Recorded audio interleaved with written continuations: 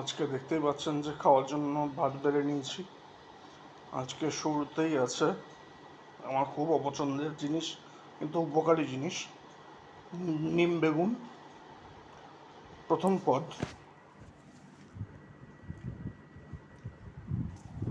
গরমকালে তো খেতেই হয় এটা। আচ্ছা, তা আছে বেগুন ঘন্ট, আছে লাউ ঘন্ট, আছে ভোলা মাছ, ভোলা মাছের মাথা,